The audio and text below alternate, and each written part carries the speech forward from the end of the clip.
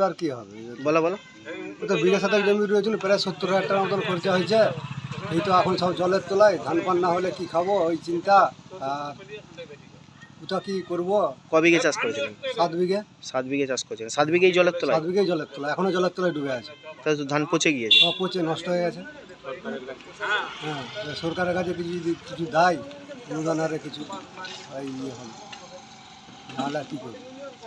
ধার করে সব ধার দেনা করে সব চাষ করেছি, কে কি মেটাবো, এটাই সমস্যা। আরো আরো অন্য আপনার পাশের জমি সব ডুবে গিয়েছে? আর সব এখানে গোটা এলাকাটাই ডুবে গেছে।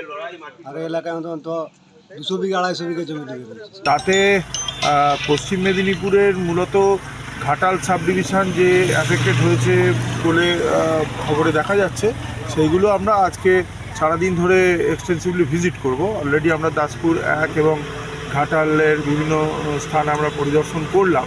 তাতে যেটা আমরা দেখতে পেলাম, দাসপুর 1-এর মোটামুটি ধরুন 6000 হেক্টরের মতন আমার আমন ধানের ক্ষতিগ্রস্ত হয়েছে।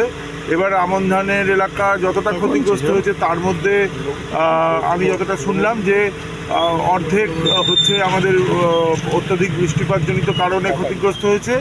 যেটা আমরা ফিল্ড ভিজিট করে দেখতে পেলাম যে তার মধ্যে বেশ খানিকটাই আমরা রিকভার করতে পারবো, অন্তত পার্সিয়ালি রিকভার হবে এবং কিছু কিছু জায়গায় পুরোটাই রিকভার হয়ে যাবে, ওখানে অতটা ক্ষতি নেই। কিন্তু তার মধ্যে বাকি অর্ধেক যেটা মূলত শিলাবতী এবং কংসাবতী নদীর জল ঢুকে ক্ষতিগ্রস্ত হয়েছে এবং রূপনারায়ণের জলের লেভেল এতটাই হাই আছে যে ওই জলটা বেরোতে পারছে না, সেই জায়গাগুলো কিন্তু আর কোনো রিকভারির চান্স নেই, সেটা আমরা দেখতে পেলাম।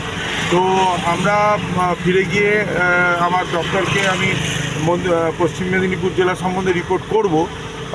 আমরা কৃষি দপ্তরের তরফ থেকে যেটা চাইছি, কৃষি দপ্তরের তরফ থেকে এখন যেটা চাইছি, কৃষকদের পাশে থাকার জন্য আমরা বাংলা শস্য বিমা, যেটাতে আমার রাজ্য সরকার সম্পূর্ণ বিমা রাশি কৃষকদের হয়ে প্রদান করে দেন, সেই শস্য বিমাতে যেন আমরা 100% কৃষককেই আমরা অন্তর্ভুক্ত করতে পারি, এটাই আগামী দিনে আমাদের হচ্ছে চেষ্টা চালিয়ে যেতে হবে। চেষ্টা শুধু নয়, এটা আমাদের করতেই হবে। তার কারণ যে সমস্ত ক্ষতিগ্রস্ত কৃষক এই কৃষি বিমার সুবিধা গ্রহণ করবেন, শুধু একটা ফর্ম ফিল আপ করলেই হবে কৃষি দপ্তর বা পঞ্চায়েতে গিয়ে, এবং যেখানে যেখানে ওনারা টিম সেই সমস্ত জায়গায় গিয়ে এই ফর্মটা ফিল আপ করে তার সাথে জমির প্রমাণপত্র এবং আধার কার্ড ইত্যাদি দিয়ে দিলেই হবে। বাকি কৃষককে কোনো অর্থ দিতে হবে না। এবং এবছরে মোটামুটি আমরা যা দেখতে পাচ্ছি তাতে বিমা কোম্পানি এবং তার সাথে স্যাটেলাইট ছবির মাধ্যমে এবং তার সাথে গ্রাউন্ড ট্রুথিংয়ের মাধ্যমে যে পরবর্তীকালে হিসাব বিকাশ করে যেটা স্থির করবেন, আমাদের ধারণা যে এবছর যা পরিস্থিতি তাতে কৃষকরা এই সহায়তা বিমা সহায়তা পাবেন। বন্যার জলস্তর কমে যাওয়ার পরেও চাষি পাড়ায় রীতিমতো অন্ধকারের ছোঁয়া।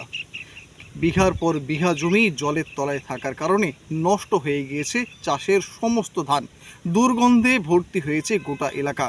চাষি পাড়ার এখন একটাই চিন্তা, পুজোর মুখে এত টাকার ফসল নষ্ট হওয়ার ফলে তাদের পুজো কিভাবে কাটবে, কিভাবেই চলবে সংসার, তা রীতিমতো চিন্তার বিষয়।